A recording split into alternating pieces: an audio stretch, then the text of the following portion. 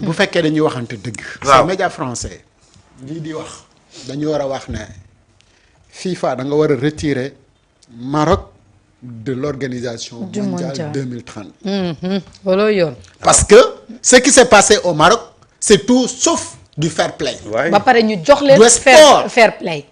parce que bu fekkee da nga organiser yow tu ne mets pas c'est-à-dire tu n'assures pas la sécurité et que c'est pas les Sénégalais rek ñoom ñoo plaindre ci loolu demande les Algériens. demande les Nigériens. wala les c'est-à-dire toutes les équipes qui ont affronté le Maroc. dañu subir même chose. parce que justement yow da nga nekk si sa dëkk.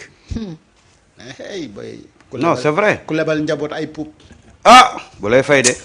billaay bés bu ngeen ñëwee Sénégal di ngeen xam. non. les lasers. nañ laaj Égypte. laser yi. démb gis nañu ko. gis nañ ko donc des sanctions dafa war a ñëw c'est-à-dire du point de vue organisationnel à part infrastructure yu baax yi leneen baaxu ci. dara baaxu ci. c'est-à-dire c'était une canne de honte. mais c'était pas leur problème. Leur problème c'était de prendre la Coupe d'Afrique et de préparer la Coupe du Monde 2030. non mais malheureusement. ñoom loolu moo nekkoon seen mais tous les gens ont subi des injustices. boo gisee Algérie bi ñu ñibbee Algérie démb da ngay foog ne Algérie ñoo gagné coupe bi. waaw démb niñ ko nga dem Égypte. nga dem Mali. c'est la même chose. tous les pays qui ne sont pas sous le coupole de ces institutions là dañ leen sonal ci CAN bi. et c'est ça aujourd'hui la réalité de la CAN. c'est maintenant politique. mais regardez le match contre Tanzanie. Ouais. Dernière minute Tanzanie am penalty. même seen première match bi ak Mozambique. dernière minute penalty am. waaw. et c'est-à-dire da ngay xool nga xam ne véritablement. l'arbitrage en Afrique. c'est un problème véritable problème. man de waxoon naa leen ko man sama inquiétude mu toujours ça a été l'arbitrage mais sur le terrain Sénégal moo mën mais nag ça doit nous apprendre maintenant à prendre nos responsabilités gis nga éveil de conscience du peuple dafa baax si on n'avait pas ce peuple là maintenant révolutionnaire kon démb dañuy toog assister impuissamment ñu gagné ñu ñëw toog fii commentaire yi commencé. mais supporters yi la ñuy tuuti. ndekete Sénégal. Sénégal ba woon la ñuy tuuti fi mu ne nii. Sénégal ba woon moo woon ni. amatul nous avons aujourd'hui l'esprit révolutionnaire. dama gis ku sànni ay coup de pied ba sécurité bi. borom 16 bi nag. non di ngeen xam ne. yéen comprendre la sax. ma ne la booy dëkk da ngay am benn mindset le Sénégal maintenant a benn mindset bu bees mooy cette posture révolutionnaire là démb lu nit mos ta xalaat démb la Sénégal moom la def bu dee. final. génn leen. mais nawetaan lañ il faut yóbbu mu comprendre. fu lay jaay Dakar.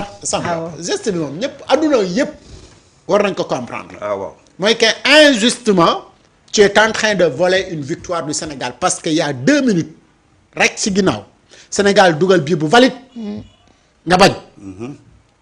ñëw ci plante bu nga xamante ni amul. waaw parce que au départ il n'y avait même pas de corner il y avait hors-jeu d'abord. bu hors-jeu bi rombé ñu ñëw ci plante bi en tant que tel cette faute là 99,99% des arbitres duñ ko tirer parce que action wu corner yëpp noonu lay demee. chacun type loolu moom amul sax kenn di la ko wax chacun type. kenn ku si nekk yaa ngi buuxanteeg sa morom. donc ku njëkk a rocceeku keneen ki mën naa daal. yaa ngi koy wax suma entraîneur séeréer ba de. waaw sakkum type. la doon wax sakkum type. chacun type.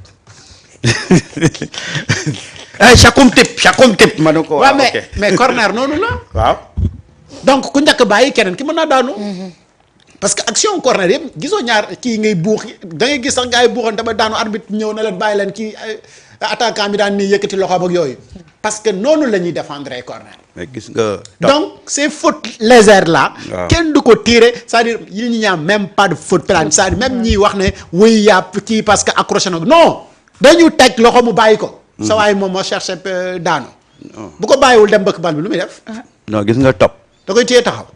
te démb li ñu def nañu xaar Sénégal yeneen représailles yoo xam ne c'est en dehors du sport démb le Sénégal a montré que aujourd'hui nous avons un peuple révolutionnaire et ce peuple révolutionnaire là c'est calqué à l'image des pays de l'AES te na nga xool parce que gars yi dañu foogoon ne il y avait qu'une autorité qui incarnait la révolution.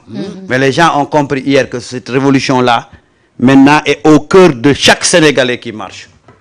Parce que li ñu def démb mais il y a 10 ans de cela Sénégalais xalaatu ko ñun dañ doon dem ñu léser ñu dem ñu nangu ñëw toog fii commentaires yi commencé. Mais sur le terrain, sur le champ, devant toutes les caméras du monde, on a montré qu'on ne se laisse pas comme ça ñu ñuy toroxal. Et ce que le Sénégal a fait hier, moi je dis que bravo à nos lions, mais bravo au peuple sénégalais. Parce que dans la majorité des Sénégalais doo dégg kenn ku critiquer ce que les joueurs ont fait hier.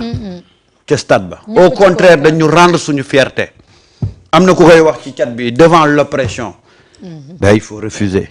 Et c'est ce que les Sénégalais ont montré hier. Avec un Sadio Mané mais impérial. si suba ak léegi moom la média yi topp. man démb dama koy posté ba 3 heures du matin. ñu geste bi Sadio Mané. non ça restera grave. waaw noonu la. ci xel ni batterie day am plus am moins. bu ko defee mu mun a tàkk. mooy légende numéro 1 football africain. ah jouer comme des hommes. mais sortez. xoolal. te déggoo ba mu naan bi muy wax ak Claude. Claude wane ni Sadio. dafa am arrive. kilifa. non mu dem ni ko temps passe quoi que Claude ni ko il faut jouer. mu dem Mamadou Niang wax ko loolu El Hadj Diouf wax ko loolu mu xam ne nag loolu mu ni sortez on va jouer. tey dans chaque Sénégalais il y a un esprit révolutionnaire buy dox ci moom. et c'est lii lañ doon ñaan yàlla. ñu dem ba Sénégal di ba nekk bañkat. et démb on l'a montré. on a gagné 2 fois. on a gagné 3 fois. mais on a gagné 4 fois. 4 fois. 5 fois disons. mais 10 fois. on a gagné on gagne. parce que gis nga nit ñu bëri dañu yaakaar ne la CAN c'est juste sur le terrain. la CAN c'est géopolitique. puissance yi foofu la ñuy nattante seen doole. ñii dañuy nattante seen doole ci xaalis ñii nattante seen doole ci lobbying mais ñi nattante seen doole ci capacité à dire non par rapport à l'injustice. Le Sénégal hier a dit non à l'injustice. tey looloo tax tey partout tous les gens qui sont animés par cet esprit de justice tey dañu remercier le Sénégal. parce que nag situation boo xam ne la da doon dox di dem. Infantino mais mënul lu dul aligné wu ci Maroc parce que ñoom ils font du business. ils font du business. et ñooyu institution yooyu dañu nekk ci benn logique politique. je sais pas si c'est vrai ou mais il paraît que Donald Trump bi muy inquiété wu ci la présence des équipes africaines mais un membre de la CAF de la FIFA daf ne ko non ne vous inquiétez pas monsieur le président parce que d'habitude les équipes africaines du ñuy yàgg ci coupe du monde. waaw d'habitude xam nga dañuy teel a toog. du ñuy yàgg ci coupe du monde. et vous voyez un peu le football qui a quitté le terrain pour aller maintenant dans les instances politiques. Démb on voulait montrer que Maroc c'est la puissance de l'Afrique tout ça mais ça n'a pas marché.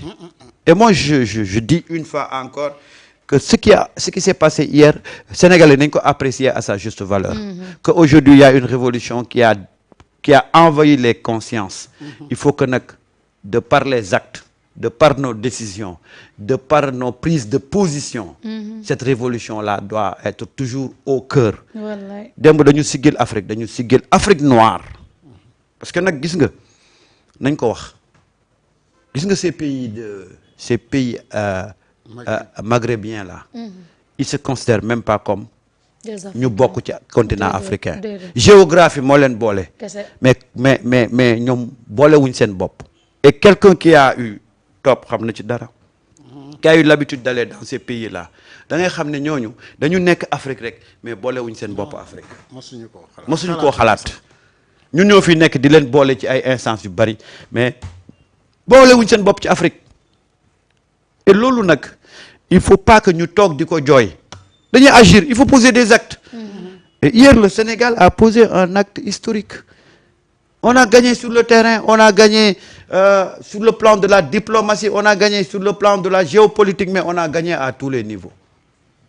et moi démb dama jubilé ba sama baat bi dee je me suis couché à 3 heures du matin jubilé wu ma non pas parce que dañu jël coupe bi parce que ñun muy man muy topp on savait que ñun coupe bi dañ koy indi mais man sama problème mooy taxawaay bi Sénégal taxaw démb ci kanamu àdduna bi loolu moom Samba bloqué tout c'est historique. Samba àdduna yëpp ñoo gàcce ngalaamal Sénégal waaw ma ne nag xam ngeen Pape Thiaw football na nawetaan dëkk waaw Pape Thiaw kay jikko nawetaan rek la ko def nawetaan arbitre bi def na lu mu warul def grawul lépp li mu am na ko jël ngeen bàyyee ko dem waaw et je sais que ni du loolu la bëggoon mais daf non ko doon def mais après il a heurter demandé la aux gens de conscience, revenir xam na lu tax mu def noonu. et boo xoolee le coach marocain loolu lay wax nee na loolu moo déstabilisé nee na Brahim loolu Diaz moo moom moo tax mu nangam rote. sangam mais du loolu rek c'est-à-dire message bi Sénégal bëggoon lancé mooy le problème d'arbitrage il faut que ça cesse déjà tey à partir d'aujourd'hui à partir de démb plus jamais non démb la Sénégal réglé problème bi problème arbitrage Sénégal moo ko réglé en Afrique démb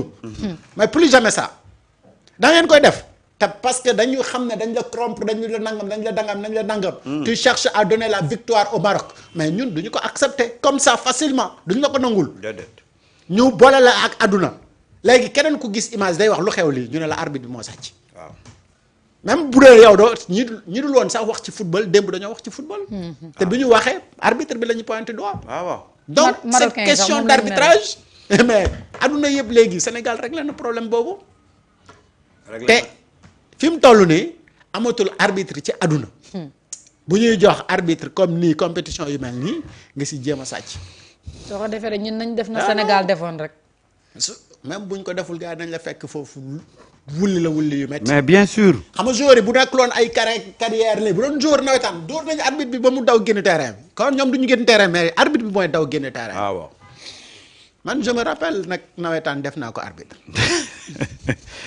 boobu la sànni seer gi dem sifflet bi acco et Marocains yi ils ne sont pas. mais bu yeboo nga préparer équipe aéroport de ils ne sont pas fair play parce que man su ma gisee ñu jox Hakimi quand même fair play Hakimi bokkoon na ci ñi doon sàcc serviette Mendy bi di ko sànni waaye jëwriñ tamit am na jot gu tal ni ba nga sànnee mu yéeg jëliwaat ko mbir mi lii rek la kenn ku si nekk ak sa choix waaw ñun dañoo demoon pour choisir étoile bi ñoom ñuy sàcc ñoom ñuy serviette choisir ay serviette léegi am nañu ay serviette dañ leen jox ñoom ay serviette tamit lañ waaja soxla doon téye serviette Mendy bi kenn du moom waa ji xeex naag ñoom xeex ak ñoom